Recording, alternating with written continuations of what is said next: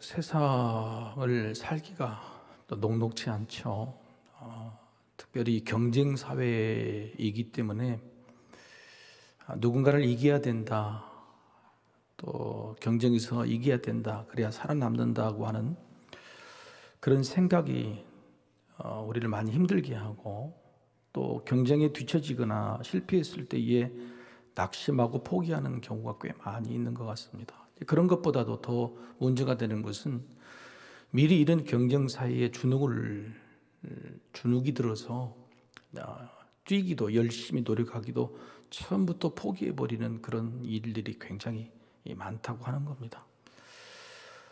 이걸 비근한 예로 들기는 어렵지만은 결혼하지 않거나 아이를 갖지 않는다고 하는 것도 마찬가지인 거예요. 어려우니까 미리 포기해버리는 그런 경우죠. 세상이 이렇게 힘들고 어려운 것은 사실 승자 독식 구조라는 말씀을 들어보셨을 겁니다. 이긴 사람이 모든 걸 다 가져가 버리는 거죠. 올림픽이나 아시안 게임을 보셨죠? 수많은 사람들이 다 경쟁을 하는데 모두가 박수를 받는 게 아니라 금은동, 심지어는 은메달을 땄다고, 동메달을 땄다고 낙심하고 울고 있는 그런 사람들도 있죠. 그러니까 세상이 경쟁 사회이긴 하지만 경쟁에서 이긴 승자만 다 독식 다 가져가는 것이 아니고, 경쟁하지만은 좀 진 사람도, 심지어는 꼴찌도 뭔가를 가져갈 수 있다고 한다 그러면 포기하지 않겠죠. 그런데 그냥 1등만 다 가져가는 거예요. 1등, 2등, 3등만 싹 가져가는 거죠. 아니면 그들이 대부분의 것들을 다 가져가는 그런 세상이라 그러면 무슨 희망이 있겠습니까? 누가 열심히 경쟁사에서 이기려고 하겠습니까? 하다가 아니면 그냥 포기하고 또 그냥 제멋대로 살 수 있는 그런 가능성이 많다는 거죠. 그래서 이 승자 독식 구조라는 것이 굉장히 나쁜 것이죠. 세상에 있는 구조와 법과 질서들을, 그런 것을 좀 바꾸는 게 중요합니다. 내년에 총선, 정치 이야기가 아닙니다. 왜 이렇게 많이 싸우냐 그러면 한 지역구에서 한 표라도 더 받으면 그냥 그 사람이 되고 나머지 한 표 차이로 그 사람은 낙심되는 거예요. 근데 한 지역구에서 1등도 되고 2등도 되고 3등도 된다 그러면 여러분 달라지겠죠. 그런 차이가 있는 겁니다. 그래서 이런 승자가 다 무조건 다 가져가는 승자 독식 구조는 문제가 있다고 하는 겁니다. 이스라엘이 12지파가 이스라엘 땅들을 분배하는 것도 그런 것들을 철저하게 배제하는 그런 분배를 했죠. 그래서 12지파에게 공정한 방법으로 합의를 통해서, 심지어는 제비뽑기라는 하나님께서 정해주신 방법으로 땅들을 잘 분배하고 끝났습니다. 그런데 마지막 남은 한 지파가 있어요. 12지파 땅 분배에도 속하지 않는 레위 지파가 남아 있습니다. 레위 지파의 마음은 어떤 마음이었을까? 여러분 한번 생각해 보실까요? 이스라엘 모든 땅들을 지금 12지파에게 다 분배를 하고 행여 내 것이 좀 남을까 조마조마 기다렸는데 마지막 순간까지 자기 땅이 없는 거예요. 한 10개 지파, 11개 지파 나눌 때 보면 저것은 남겨주겠지 하는 마음이 있다 그러면 끝까지 기다릴 수 있는데, 마지막까지도 자기 몫이 없다고 생각한다면 여러분 기다릴 수 있겠습니까? 내가 늦게 오더라도, 내가 늦게 도착하더라도 내 몫이 남아있다고 생각한다면 여러분 끝까지 누군가 포기하지 않고 달려갈 것입니다. 하나님의 나라가 그런 나라야 되는 거예요. 세상의 나라하고 달리 하나님의 나라는 꼴찌에게도 박수를 쳐주고 끝까지 들어가면 다 똑같은 상급을 받는, 그래서 포도원 품꾼 비유에도 오후 5시에 들어와도 똑같은 1등이 아니라 똑같은 1데나리온을 받게 되는 것이, 이게 하나님의 나라인 거죠. 문제는 남들이 다 가져갈 때에 난 하나님께서 마지막 꼴등인 나에게도 나의 몫을 남겨주셨을 것이다 라고 믿는 믿음이 있는가, 이게 중요한 것입니다. 여러분 자식이 부모에게 와서 경쟁에 실패하거나 그럴 때에 해줄 수 있는 말이, 이게 얼마나 큰 말이에요. 완주만 해라, 끝까지만 가라, 너의 몫은 반드시 남겨져 있을 것이다 라고 이렇게 격려한다 그러면 누가 중간에 포기하겠어요?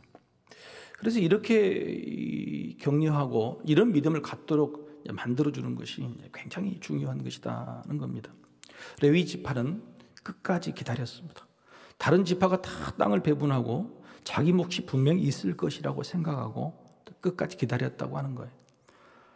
순간에 그냥 자기 몫이 없을 거라고 생각해서 레위 지파가 난동을 부렸다고, 다 모여야 처음부터 다시 왜 나를 빼놨어 이렇게 했다 그러면 여러분 이게 어떻게 되겠습니까? 그런데 레위 지파는요, 다른 지파가 다 분배할 때까지도 분명히 내 몫이 있을 것이라고 기다렸어요. 그리고 마지막에도 굉장히 정중하게 점잖하게 제사장 앞에서 절차를 밟아서 그 다음에 여호수아 앞에서 요구를 합니다. 그리고 그 근거가 뭐냐면 하나님께서 우리에게도 땅을 주시기로 약속을 하셨다. 그러나 12지파와 달리 우리는 성읍과 목초지를 주려고 하나님께서 약속하셨다는 하나님의 말씀에 근거해서 요구를 합니다. 그러니까 여러분, 이 하나님의 말씀에 근거를 했다는 것이 다른 모든 지파에게 동의하고 설득이 되는 거예요. 왜 나는 안 주냐? 너희들만 갖고 자기 욕심이나 이익이나 이해할 수 없는 기준을 가지고 자기 것을 요구했을 때는 사람들이 내놓지 않겠죠. 그런데 하나님께서 그렇게 약속했다고 말하는 그것이 바로 2절에도 나와 있고 3절에도 그렇게 2절에는 하나님께서 모세에게 명령하였다 이렇게 나와 있죠. 2절 제가 읽어보겠습니다. 가나안 땅 실로에서 그들에게 말하 이르되 여호와께서 모세에게 명령하사 우리가 거주할 성읍들과 우리 가축을 위해 그 목초지들을 우리에게 주라 하셨나이다 하매 3절 보십시오. 누가 그랬습니까? 이스라엘 자손이 그랬죠. 여호수아와 제사장 엘르아살이 나눠준 게 아니에요. 이스라엘 모든 자손이 거기에 동의했다고 하는 겁니다. 이스라엘 자손이 여호와의 명령을 따라 자기의 기업에서 이 성읍들과 그 목초지들을 레위 사람에게 주니라. 아멘. 그렇죠.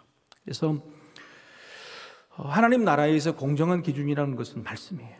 말씀입니다. 사적인 생각이나 사적인 욕심 가지고 하는 것이 아니라 하나님의 말씀이라는 기준을 가지고 사람을 설득할 수 있어야 돼. 여기 굉장히 중요한 거예요. 이 레위 지파는 끝까지 기다렸고 그 마지막 순간에 공정한 절차 그리고 하나님의 말씀이라는 기준을 가지고 자기 땅을 요구했을 때에 모든 지파들이 그래 주겠다. 그리고 자기의 지파 배분된 땅에서 성읍을 하나씩 주게 된 겁니다. 여러분, 화순군하고 화순읍하고 어떻게 다르죠? 갑자기 뜬금없는 질문이니까. 화순군과 화순읍은 어떻게 달라요? 화순군은 굉장히 크잖아요. 근데 그 군 안에 읍 소재지가 있는 곳이 읍이잖아요. 성읍이잖아요. 그런 겁니다. 그러니까 각 지파에게는 군처럼 큰 땅덩어리를 이렇게 경계를 줬지만 레위 지파에는 그 안에 화순읍처럼 성읍을 하나 주고 그 성읍에 딸린 가축을 키울 수 있는 목초지를 나눠주게 된 것이죠. 하나님은 레위 지파를 홀대하신 게 아닙니다. 레위 지파만의 목기업을 남겨두셨고 약속하셨죠. 그리고 모든 이스라엘 백성들도 거기에 동의를 했다고 하는 겁니다. 하나님이 우리에게 몫을 주실 때, 뭔가 기업을 주실 때, 물질을 주시거나 돈을 주시거나 아니면 능력을 주시거나 시간을 주시거나 기회를 주실 때 반드시 그것은 사명과 연결이 되어 있습니다. 우리가 받는 것은 그게 물질이든지 능력이든지 그걸 달란트라고 말하는데 그 달란트는 반드시 사명을 감당하도록 주신 달란트라고 하는 거예요. 그게 무슨 말이냐? 레위 지파에게 주신 몫과 기업은요, 다른 지파와 비교할 것이 안 돼요. 양이나 질에서 비교할 수 있는 게 아니에요. 그런데 우리는 늘 그렇죠. 하나님이 내게 주신 것을 그냥 하나님이 내게 주신 것이라고 내 소명과 내 역할에 따라 주신 것이라고 생각하면 되는데 남들과 비교하니까 그냥 그게 그냥 그런 거죠. 여러분 자꾸 이제 제 부모님 이야기를 해서 죄송합니다만 이해를 돕기 위해서 그런 겁니다. 지난주에도 어머님이 전화를 드렸더니 우리 어머님 그러시더라. 주성아, 나하고 같이 그 복지관에 다니는 총장 부인이 총장을 하셨는가 봐요. 남편이 총장 부인 자식들이 한 3, 4일 동안 어머니 아버지 돌아가시기 전에 전국 일주를 한번 하자고 데리고 한번 돌아갔다더라. 근데 부러워 죽겠더라. 니는 바쁘지? 이렇게 이야기하시는. 뻔히 아들이 바쁜지 알면서 여러분, 우리 어머니 나이가 80이 넘었는데 아들이 그나마 효도하고 그나마 뭘 이렇게 해드리고 해도 늘 남들과 비교하면 어때요? 눈물이 나. 남들이 받은 거 비교하면 죽을 때까지도 만족을 못하고 감사가 없는 거예요. 우리가 우리 어머니 뭐라 그러는 게 아니라 하나님께서 내게 주신 것이 남들과 비교하라고 준 게 아니잖아요. 물질이든지 능력이든지 시간이든지 기회든지 그것은 내가 너에게 맡겨진 그 일을 감당하라고, 그 소명과 사명을 감당하라고 주신 것이에요. 그것에 대해서 그 비교를 해야지 남들과 비교하기 시작합니다. 레위 지파는요, 왜 남들은 화순 군 전체를 주는데 우리는 음만 줍니까? 그렇지 않아요. 하나님께서 우리에게 무슨 사명을 맡기셨는지 사명감이 분명히 있었어요. 그리고 거기에 맞는 것을 달라고 요구하니까 모든 사람이 다 이해를 하고 그렇게 살게 된 거죠. 하나님은 우리에게 뭔가를 주실 때는 사명과 연결된 것을 줍니다. 하나님 갑자기 돈을 주셨다. 왜 돈을 주셨을까? 하나님 나에게 갑자기 시간을 주셨다. 왜 시간을 주셨을까? 하나님께 갑자기 나에게 능력을 주셨다. 왜 능력을 주셨을까? 그것을 남들과 비교하고 어떻게 자기를 위해 쓰는 게 아니고 무슨 사명을 감당하라고 주신 것일까라고 늘 사명과 연기라는 일, 이게 굉장히 중요한 거예요. 그것이 바로 끝까지 포기하지 않고 우리가 믿음을 지킬 수 있는 방법이라고 하는 겁니다. 첫 번째는 아까 말씀드렸죠. 한번 따라해 봅시다. 내 몫이 있다. 그렇죠. 끝까지 기다리면 반드시 내 몫이 있다. 두 번째는 뭐냐면 내 몫은 남과 비교할 것이 아니라 하나님 주신 소명, 사명에 따라서 주신 것이다. 그것을 기억하는 게 굉장히 중요하다. 자, 레위 지파의 사명이 뭡니까? 백성들을 대표하고 대신해서 하나님께 제사를 드리는 거예요. 죄를 용서. 또 하나는 하나님의 말씀을 백성들에 가르치는 거예요.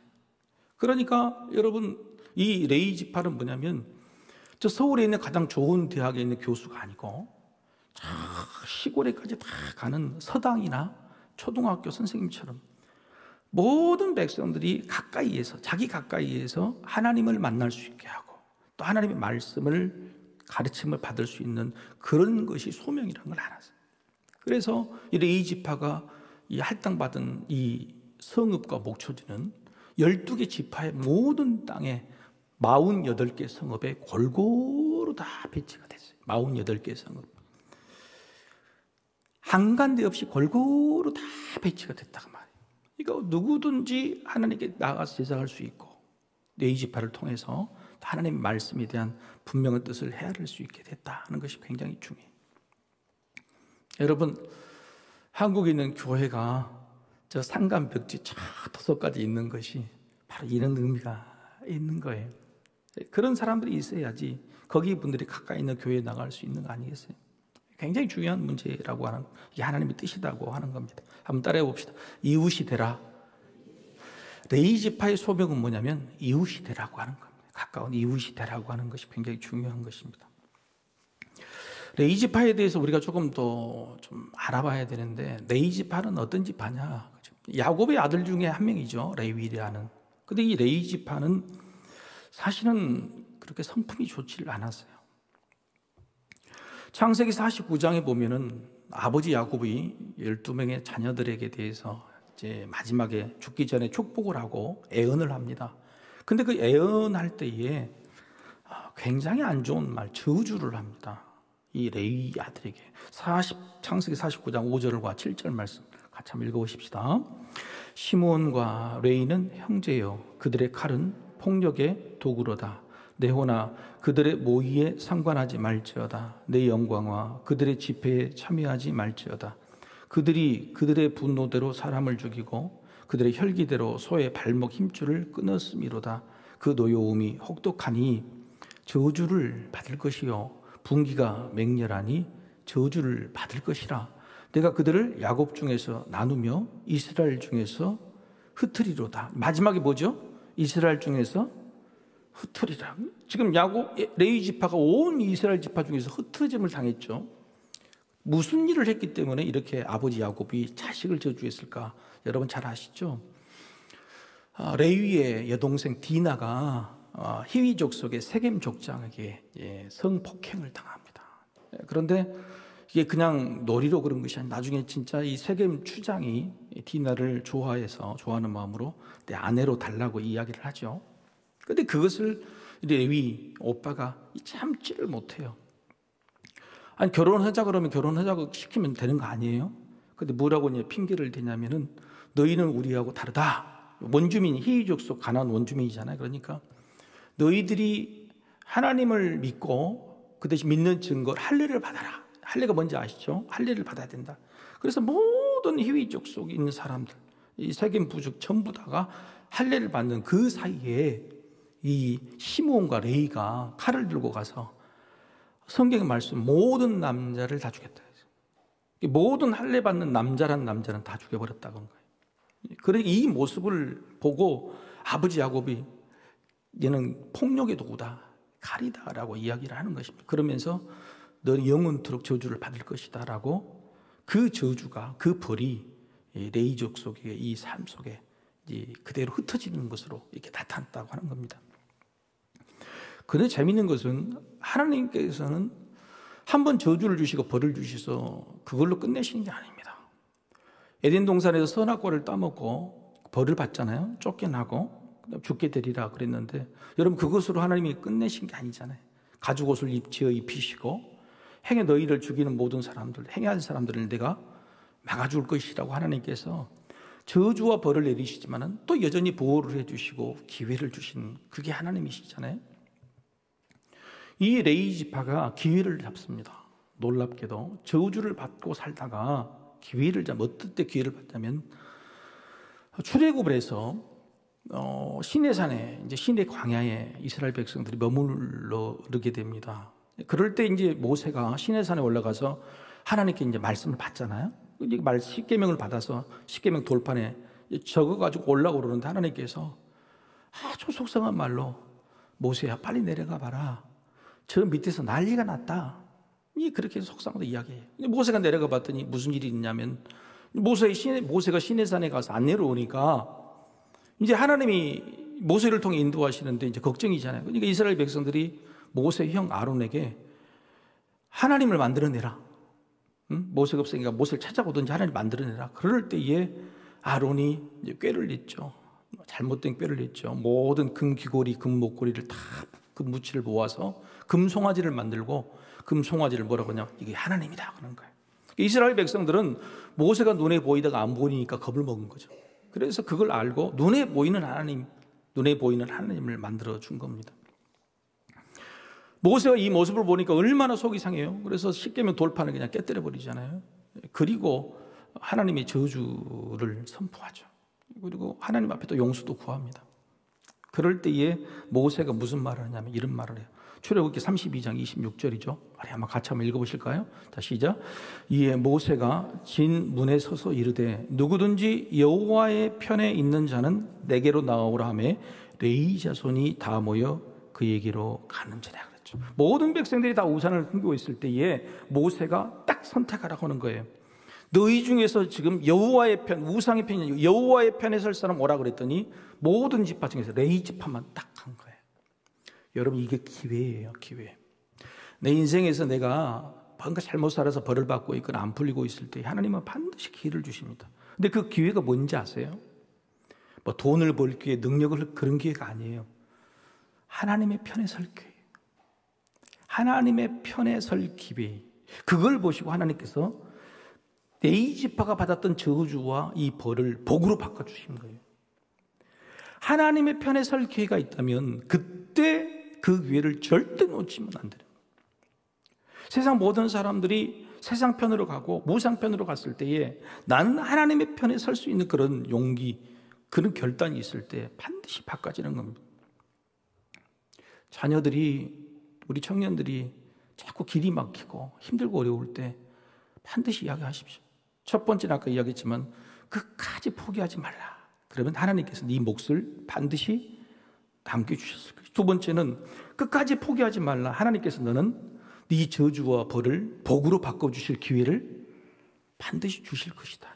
그 기회가 뭐냐? 네가 하나님의 편에 설 수 있는 기회. 하나님이 영광이 될 수 있는 그런 기회, 그 기회가 분명히 있게 될 것이다. 레이지파가 이때 딱 돌아서잖아요. 그리고 나서 이 모세가 무슨 일을 시키냐면은 칼을 들고, 레이지파의 원래 습성이 칼이잖아요. 칼을 들고 네 친구, 네 이웃, 네 가족, 우상을 섬기기로 작정한 모든 사람 죽여라 그래. 그때 무려 몇 명을 죽이냐면 3,000명을 죽이게 되는 겁니다. 힘들고 어려운 일이 아니겠어요? 여호와의 편에 선다는 것이 힘들고 어려운 일인데 그 일을 감당하게 되죠. 바로 그 일 이후에 출애굽기 32장 29절에 어떻게 말을 하냐, 같이 한번 읽어보십시다. 자, 시작. 모세가 이르되 각 사람이 자기 아들과 자기 형제를 쳤으니 오늘 여호와께 헌신하게 되었느니라. 그가 오늘 너희에게 복을 내리시리라. 복을 내리시리라. 아까는 저주와 벌이었지만 뭘로 바뀌었어요? 바로 복으로 바뀌었다고 하는 거예요. 여호와를 택할 때 택할 기회가 있어. 여호와를 택하고 그다음에 그 여호와를 위해 행해야, 헌신해야 돼. 행하에. 그럴 때에 내 인생이 바뀌는 거예요. 내 인생을 정말 바꾸고 싶다. 내 가족, 가문, 이 문제를 뭔가 바꾸고 싶다. 그러면 남들이 안 설 때 여호와의 편에 서야 돼. 우리 교회가 복을 받고 싶다. 세상 교회가 세상으로 나갈 때에 우리 교회는 하나님의 편에 서야 돼. 할렐루야. 그게 중요해. 온 가족이 세상 편으로 설 때에 나는 하나님 편에 서야 돼. 그것이 복을 받는 삶이 굉장히 중요한. 레이지파는 이렇게 해서 복을 받는 거예요. 그래서 하나님께서 온 세상으로 흩어지는 것이, 그래가지고 모든 지파의 성읍 48개 성으로 흩어졌지만은 그게 벌이 아니라 뭐가 된 거예요? 복이 된 거예요. 그게 열등감이나 그게 나중에 있는 비굴한 그런 자리 위치가 아니라 바로 모든 지파에게 권위적으로 그들을 이끌어갈 수 있는 리더 위치, 복을 전할 수 있는 복의 통로가 되는 그런 자리로 바꿔졌다고 하는 거예요. 사랑하는 성도 여러분, 하나님은 벌을 복으로 바꾸시기를 원하십니다. 우리가 에덴 동산에서 받았던 원죄를 복으로 바꾸시기를 원하시고 반드시 우리에게 이 기회를 주세요. 그리고 끝까지 기다리고 버티는 믿음을 지키는 자에게는 반드시 그 기회가 돌아옵니다. 그때에 잽싸게 잡으시고 그걸 행하시면 복이 되는 거예요. 하나님이 하시는 일에 놀라운 일들은 보십시오. 벌을 받게 되지만 벌을 복으로 받게 되는 놀라운 역사를 이루시고, 또 하나 하나님이 하시는 일을 얼마나 기가 막히시냐면, 놀랍게도 오늘 48개 성읍을 이렇게 할 때에 전부 다 제비뽑기로 합니다. 그것도. 그렇지 않겠어요? 나는 서울 가까운 데 좀 발령 좀 내주시오. 광주 광역시에 발령 내주고 저기 섬으로 절대 안 가고 싶고. 그런데 그것을 방지하기 위해서는 뭐예요? 48개 성읍도 전부 다 이 제비뽑기를 했다고 하는 거예요. 물론 이 그핫, 게르손, 무라리 이 지파가 그 레이 지파에는 그 안에 가문이 있습니다. 그핫과 게르손, 무라리 이 지파에 더해서 그핫 자손 가운데 아론 가문이 있어요. 아론 가족이 있는 이 레이 지파가 먼저 지파를 뽑아가지고 그 안에 성읍을 또 제비를 뽑았는데, 놀랍게도 제비를 뽑았음에도 불구하고 아론 가족, 아론 가문이 제비 뽑은 곳이 대부분 어디냐면은 유다 지파, 시므온 지파, 베냐민 지파예요. 어디일까요? 거기가 바로 예루살렘 성전이 있는 바로 그 주변에. 나중에 있는 이 아론 가문이 예루살렘 성전이 세웠을 때 뭘 섬기는 거예요? 하나님의 성전을 섬기는 곳이잖아요. 그러니까 그 성읍을 배치하는 거예요. 하나님이 앞으로도 500년 후에 일이 있는데도 불구하고 500년 후에 있는 그 일을 미리 아론 가문은 예루살렘 주변에 있는 그 지파의 성읍을 뽑도록 하나님께서 제비뽑기를 그렇게 만들어 가셨다는 거예요. 놀랍지 않습니까? 하나님이 이렇게 미래의 계획까지, 복을 주실 계획까지 다 준비하셨다. 그래서 우리는 그걸 믿어야 돼요. 우리 미래 가운데 하나님께서 어떤 일을 맡기실지 기대감이 있어야 돼요. 내가 우연하게 받은 것도 하나님께서 내 미래에 이것을 위해 뭔가를 쓰시려고 준비하신 것이라는 생각을 가지고 있어야 돼요. 그것이 복일지언정, 아니 그것이 벌일지언정, 그게 내게 아픔일지언정, 내게 힘든 어려운 두려움일지언정, 이것을 통해서 뭔가 하나님께 쓰시려고 하는 그 계획이 있는 그것들을 우리가 믿고 기다리는 것이 굉장히 중요하다고 하는 것이죠. 하나님은 우리를 향한 놀라운 사랑이 완벽하십니다. 완벽한 계획을 가지고 계세요. 그래서 오늘 레이지파를 통해서, 레이지파의 땅 분배를 통해서 하나님이 반드시 우리 몫을 준비하셨다. 그리고 기회를 주신다. 그리고 뭔가 미래의 우리의 사명을 위해서 미리 계획적으로 일하신다고 하는 이 세 가지 사실을 여러분 반드시 기억하셔야 된다고 하는 겁니다. 몇 가지 세부적인 교훈을 좀 살펴보고 마치겠습니다. 첫 번째는 이 레위 지파가 성읍만 받은 게 아니라 목초지를 받았다고 하는 거예요. 여러분 우리가 착각할 수 있어요. 레위 지파는 성직자이기 때문에 일하지 않고 그 동네에 있는 지파의 사람들이 다 먹이 살린다고 생각하는데 그렇지 않아요. 목초지를 줘서 스스로 자기들의 가축을 기르도록 했어요. 그 가축들이 재물이 되는 거겠죠. 성스러운 재물이 되기도 하고 자기들 먹고 살 수 있는 바탕이 되는 겁니다. 그래서 레위 지파라고 우월 의식을 가지면 안 된다는 거예요. 너희들도 똑같이 일해라 하고 하는 것입니다. 저는 그래서 목회자가 이중직을 갖는 것은 그렇게 나쁘지 않다고 생각해요. 목회자도 세상을 좀 알아야 되잖아요. 가서 성도들 일하는 것들을 좀 보고 해야 되고, 또 앞으로의 교회는요, 목회자를 전적으로 부양할 수 있는 그런 형편이 못 될 겁니다. 시골에 힘들고 어려운 교회들은. 그런데 이 목회자가 우월의식을 갖지 않으려면 세상이 성도들이 하고 있는 그 일들을 경험해 봐야 되고 또 그런 감당할 수 있어요. 물론 단점은 있겠죠. 그게 굉장히 중요한 것이라고 하는 겁니다. 두 번째요, 숙제가 똑같습니다. 숙제가 레위 지파라고 특별하게 너희는 고귀하고 훌륭한 일 하나님만 해라는 게 아니에요. 이스라엘 모든 지파에게 땅을 분배해주고 남겨진 숙제가 뭐죠, 여러분? 이걸 기억하셔야 하냐, 여호수아를 끝내는데 뭐죠? 아직까지 점령되지 않는 땅들이 있잖아요. 점령되지 않는 땅들, 아직도 이방 우상들을 섬기는 그런 잔재들을 싹 없애라 그래요. 이게 숙제거든요. 근데 놀랍게 레위 지파가 뽑은 성읍 중에서도 그게 있어요. 21절에 게셀이라는 성읍이에요. 대표적으로 점령되지 않는 성읍이에요. 점령되지 않는 성읍을 뽑아가지고 네가 점령해 이렇게 이야기하는 거예요. 그러니까 레위 지파라고 너희는 하나님이 주신 사명 숙제를 감당하지 말라, 열애가 아니에요. 똑같아요. 레위 지파든지 모든 12지파든지 목회자든지 평신도든지 하나님이 주신 숙제는 똑같다고 하는 거예요. 하나님이 주신 말씀을 지키고 그 숙제를 해야 되는 것은 똑같다고 하는 거예요. 바로 이 모습을 보여주고 있는 것입니다. 그래서 교회 안에 중직자라고 해서 특권의식을 가지셔서는 안 돼요. 우월의식이나 남들에게 시키는 일을 하는 게 절대 아니에요. 똑같이 숙제는 하나님 앞에서는 똑같은 모습으로 똑같은 모습으로 말씀을 지켜야 되는 것이 굉장히 중요한 의미를 가지고 있다고 하는 겁니다. 세 번째는요, 놀랍게 이 48개 성읍에 어떤 성읍이 들어가 있냐면, 우리 지난주에 나눴죠. 지난주에 제목이 뭐죠? 수요일날? 도피성이잖아요. 도피성. 도피성이 들어가 있어요. 도피성은 특별히 다 이 레위 지파가 관리하도록 한 거예요. 여러분, 도피성이 뭐예요? 억울한 사람이잖아요. 힘들고 어려운 사람이잖아요. 근데 그런 사람들을 바로 레위 지파가 관리하도록, 보살피도록 그 도피성을 전부 다 레위 지파 성읍으로 다 배당했다고 하는 거예요. 이게 놀라운 거 아니에요? 목회자뿐만 아니라 교회가 바로 그런 일을 감당해야 되는 거예요. 그런 일을 담당해야 돼요. 힘들고 어려운 이웃들, 그런 이웃들을 감당할 수 있도록.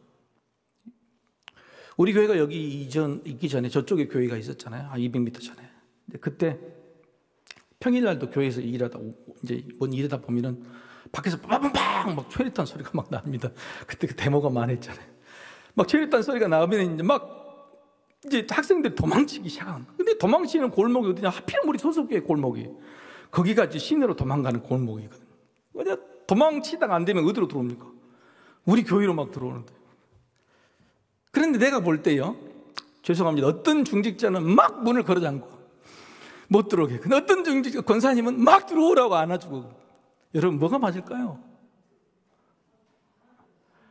뭐 안 그러는 것처럼 우리는 전부 다 받아줬다, 안 그래요. 안 그러신 분 계셔요. 문을 걸어 잠그고 우리 교회는 절대 이렇게 안 들어와야 된다고 그런 거예요. 여러분, 우리 자식들이잖아요. 얼마나 힘들고 어려운 그런 일들을 하는 것, 그때 문을 열고 받아줘야 되는 것이 이게 맞는 거예요. 잘잘못을 판단하는 것이 아니라 도피하는 자, 피하는 자는 무조건 교회가 안아주고 하는 것이 굉장히 중요한 일이라는 거예요. 근데 그 일을 바로 놀랍게도 레위 지파가 그 도피성을 관리하도록 한 것이죠. 이게 하나님의 뜻이라는 거예요. 네 번째는 뭐냐면, 보내시는 곳으로 다 순종했다고 하는 겁니다. 제비뽑기를 했는데 저 아오지 저기 제주도 저 땅 어디로 발령받았어, 나 못 가겠어. 그러면 어떻게 되겠어요? 그런데 레위 지파 중에서 48개 성읍의 배치가 가까운 곳이고 좋은 목초지도 있을 것인데 그런 상관없이 모두가 다 순종했다.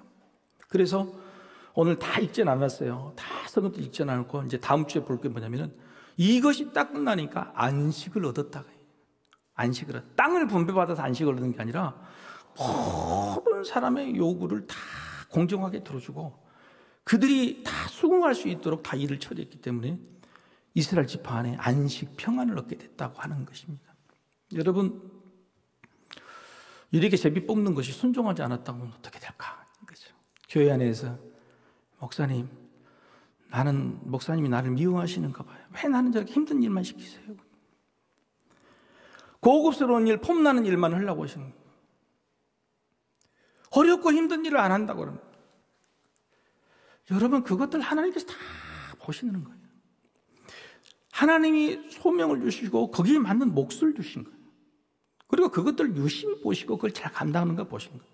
남들과 비교해서 왜 나는 그런 일을 맡겨야 돼? 그런 게 하나도 없습니다. 사랑하는 성도 여러분, 감히 이야기합니다만 내년에 선거가 있는데 드러나는 일을 하시는 것보다도 힘들고 어려운 일 많이 하는 사람을 뽑아주시기를 부탁드립니다. 여러분 그렇게 돼. 아멘 안 하시네. 예. 그런 분들을 눈여겨봐야 돼. 그런 분들을 눈여겨봐야 돼. 묵묵히 남들 안 가는 힘들고 어려운 자리 그런 분들을 눈여겨봐서 하나님이 그런 분을 눈여기신 마음으로 우리가 살펴봐야 되는 게 굉장히 중요하다고 하는 거예요. 우리도 네이지파입니다. 왜요? 우리도 왕 같은 제사장이에요. 우리도 네이지파예요. 우리도 거룩하게 성결된 사람이에요. 하나님께서 레이지파의 기업은 뭐냐면 여호와다 그랬어요. 여호와. 세상의 것들은 주기는 주지만 먹고 살기 위해서 어쩔 수 없지만 레이지파 너희들이 먹고 살 수 있는 기업은 뭐냐면 여호와가 너희 기업이라고 말씀하셨어요. 여러분, 하나님이 우리에게 뭘 주시는 것이 기업이 아니고 하나님 자체가 우리의 기업이라는 거예요. 전능하신 하나님, 사랑의 하나님 자체가 우리의 기업이에요. 우리 몫이. 그 하나님이 우리의 기업이고 우리 몫으로 산다면 먹을 것, 입을 것, 마실 것은 하나님이 저절로 주시는 거예요. 할렐루야. 예수님이 그거 이야기를 하는 거예요. 그의 나라와 그의 의를 먼저 구하면 나머지 것은 다 주신다고 하시는 거예요. 이게 맞네. 여호와 하나님이 나의 기업이다, 나의 몫이다고 생각할 때에 이 모든 것들은 다 우리가 받아들일 수 있어요. 힘들고 어려운 문제들, 남과 비교돼서 열등감들, 끝까지 달려도 내가 달릴까 말까, 포기할까 말까 하는 이 생각들이 다 하나님께 맡겨드리고 또 하나님 주실 것을 기대하게 되고 끝까지 달려갈 수 있게 되는 것이죠.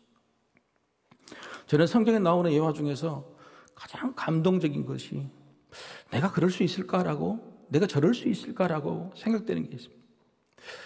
저는 아직도 좀 믿음이 덜 되고 성품이 덜 묻는 거예요. 아직도 자존심이 좀 세가지고.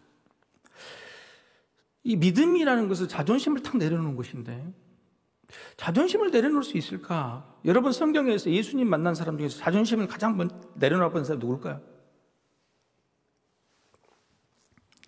그 알량한 자존심이 뭡니까? 레이지파라는 사람은 구별된 사람이 이 사람들이 자존심이 있으면 아무것도 안 되는데 자존심을 딱 내려온 사람이 뭐냐면 수르보니게 여인, 이방 여인. 자기 딸이 귀신 들렸잖아요. 예수님과 와서 자기 딸을 좀 낫게 해달라고 그래요. 예수님 뭐라고 그랬어요? 일부러 자녀들에게 준 것을 내가 개들에게 준 건 마땅하지 않다. 그 말은 뭐냐면 유대인들에게 내가 주기도 부족한데 네 같은 이방 여인들에게 내가 뭘 주겠냐고 그러는 거예요. 그때 이 여인이 뭐라고 그래요? 개들도 상에서 떨어진 부스러기를 먹습니다. 이게 무슨 말이에요? 자기 몫이 있다는 걸 아는 겁니다. 상에서 떨어지는 부스러기라도 하나님이 주신 몫이라면 나는 충분하고 감사합니다는 거예요. 그런데 우리는 상에서 떨어진 부스러기 먹으려고 그래요. 상을 차려줘야 먹지. 원수의 목전 앞에서 상을 차려줘야 한다고 먹는다고. 상에서 떨어진 부스러기라도 하나님께서 내게 주신 몫이에요. 그거라도 나는 내 영혼이 구원받고 내 자녀의 몸이 육신이 낫고 나는 이 땅을 살아갈 힘이 됩니다. 할렐루야. 그런 마음이 있어요. 자존심을 내려놓고 상에서 떨어진 부스러기라도 나는 충분하다고. 그게 내 몫이라고. 여러분 이런 마음으로 살 때에 바로 그 가문의 복이 되는 거예요. 즉시로 그 딸이 낫다. 그 딸이 오지 않다. 그 영혼도 구원받고 성경에 기록된 위대한 인물이 됐다는 거예요. 사랑하는 성도 여러분, 오늘 말씀에 다 있더라도 이거 하나만 기억합시다. 하나님은 끝까지 버티는 자, 끝까지 기다리는 자에게 반드시 몫을 남겨두신다. 믿으시길 바랍니다. 아멘. 우리 같이 기도하십시다.